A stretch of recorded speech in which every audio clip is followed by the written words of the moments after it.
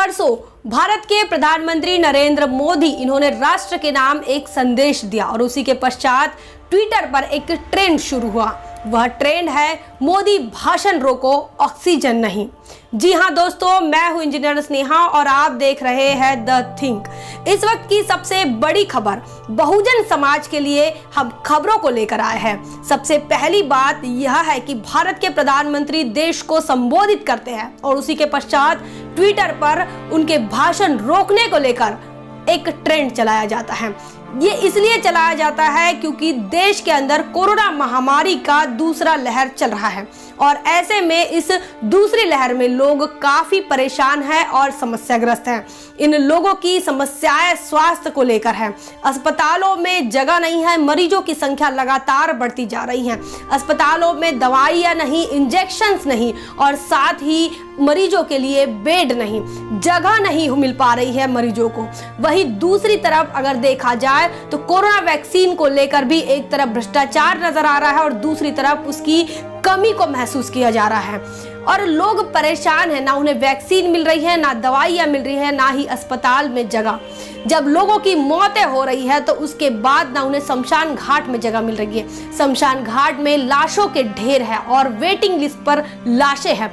ऐसे में पश्चिम बंगाल के अंदर जो चुनावी रैलियां चल रही है, चुनावी रोड शो चल रहा है, इसमें जो गृह मंत्री और प्रधानमंत्री व्यस्त रहे, इन तमाम बातों को ध्यान में रखते हुए देश बड़ा होशियार हो चुका है। देश के लोग, देश की जनता होशियार हो चुकी है। वो अब समझ गई है कि नरेंद्र मोदी जो देश के प्रधानमंत्री है वो देश की जनता को लेकर संवेदनशील नहीं है। देश के गृह मंत्री देश की जनता को लेकर संवेदनशील नहीं है, बल्कि वो अपने चुनावी रैलियों में व्यस्त है। और इसी बात को ध्यान में रखते हुए ट्विटर पर यह ट्रेंड चल रहा है कि मोदी भाषण रोको ऑक्सीजन नहीं। साथियों, दूसरी खबर ऐसी है कि बहुजन समाज पार्टी की राष्ट्रीय अध्यक्षा इन्होंने एक ट्वीट किया है। वह महत्वपूर्ण ट्वीट इस संदर्भ में है कि सीपीएम के राष्ट्रीय महासचिव सीताराम येचुरी, इनके बेटे, इनके पुत्र आशीष येचुरी जो कि पत्रकार थे, इनका देहांत हो गया कोरोना से। और इस बात को ध्यान में रखते हुए बहन कुमारी मायावती जी इन्होंने ट्वीट किया है। उन्होंने लिखा है कि सीपीएम महासचिव श्री सीताराम येचुरी के बड़े पुत्र व पेशे से पत्रकार श्री आशीष येचुरी का कोविड से इलाज के दौरान आज अचानक निधन हो गया है और यह अति दुखद खबर है। उनके परिवार के प्रति मेरी गहरी संवेदना। कुदरत उन सबको इस दुख को सहन करने की शक्ति प्रदान करे। बहन कुमारी मायावती जी इन्होंने सीताराम येचुरी, इनके परिवार के साथ संवेदनाएं व्यक्त की हैं। तीसरी खबर ऐसी है कि महाराष्ट्र बहुजन समाज पार्टी के प्रदेश महासचिव रहे भाऊ साहब गोंडा ने इनकी लंबी बीमारी पर चल रहे इलाज के दौरान इनका कल रात को देहांत हो गया और इस बात को ध्यान में रखते हुए संपूर्ण बहुजन समाज पार्टी के कार्यकर्ता और पदाधिकारी शोक में हैं। वहीं बहुजन समाज पार्टी महाराष्ट्र प्रदेश के प्रदेश अध्यक्ष एडवोकेट संदीप ताज ने इन्होंने भी गहरा शोक व्यक्त किया है और साथ ही उनके परिवार के साथ गहरी संवेदनाएं जताई हैं। बहुजन समाज पार्टी में अनिल भाऊसाहब गोंडा ने इनका काफी योगदान रहा। इन्होंने सामाजिक आंदोलन को अपने 30 से 40 वर्ष दिए और बहुजन समाज के अंदर जागृति लाने के लिए फुले शाहू बाबा साहब की मूवमेंट को घर घर तक पहुंचाने के लिए अपना समय, बुद्धि और हुनर दिया। वो पेशे से प्रोफेसर थे लेकिन साथ में वो सामाजिक प्रोफेसर भी रहे, सामाजिक टीचर भी रहे। उन्होंने अपने कैडरों के माध्यम से कई लोगों को तैयार किया, समाज को तैयार किया और सेल्फ रिस्पेक्ट मूवमेंट का हिस्सा बनने के लिए उन्होंने काफी बड़ा योगदान दिया। उनके जाने से तमाम बहुजन समाज पार्टी के वेलविशर, शुभचिंतक और कार्यकर्ता पदाधिकारी शोक व्यक्त करते हैं। इस शोक में द थिंक भी शामिल है। उन्हें विनम्र अभिवादन। बहुजन समाज के लिए एक और बड़ी खबर है।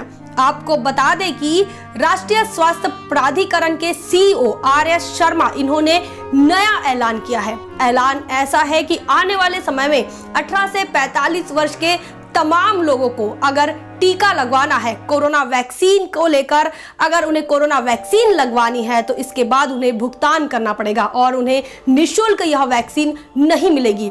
बहुजन समाज पार्टी की राष्ट्रीय अध्यक्षा हमेशा अपने ट्वीट के माध्यम से और अपने पत्रकार परिषद में हमेशा यह बात उन्होंने कहते आए हैं कि स्वास्थ्य सभी का मूलभूत अधिकार है, उन्हें अच्छा स्वास्थ्य मिलना चाहिए। और ये इस प्रकार की जो टीका है महामारी को लेकर, महामारी की रोकथाम को लेकर इस प्रकार की टीकाएं निःशुल्क लोगों को अवेलेबल होना चाहिए। लेकिन बीजेपी की सरकार जो है वो इस बात को गंभीरता से न लेते हुए संपूर्ण लोगों से उन्होंने यह कहा है कि अब 18 से 45 वर्ष के तमाम लोगों को अगर टीका लगवाना है तो उसे भुगतान करना पड़ेगा, पैसे लगेंगे, अब निःशुल्क टीका नहीं लगवाया जाएगा।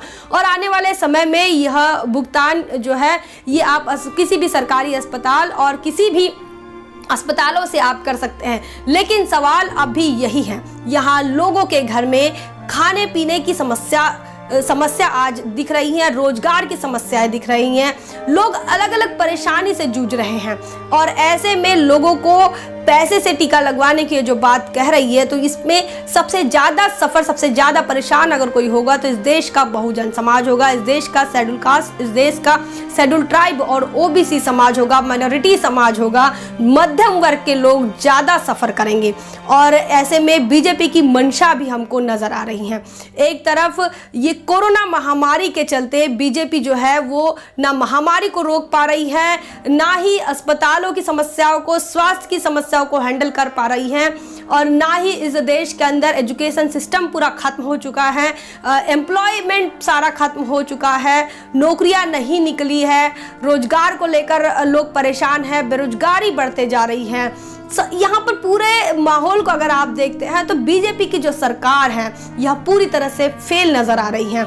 और इस फेल सरकार अपने आप को पास कराने के लिए चुनावी रैलियां और रोड शो कर रही हैं, लेकिन आम जनता की नजर में वो पूरी तरह से फेल हो चुकी है। बने रहे द थिंग पर। जय भीम, जय भारत।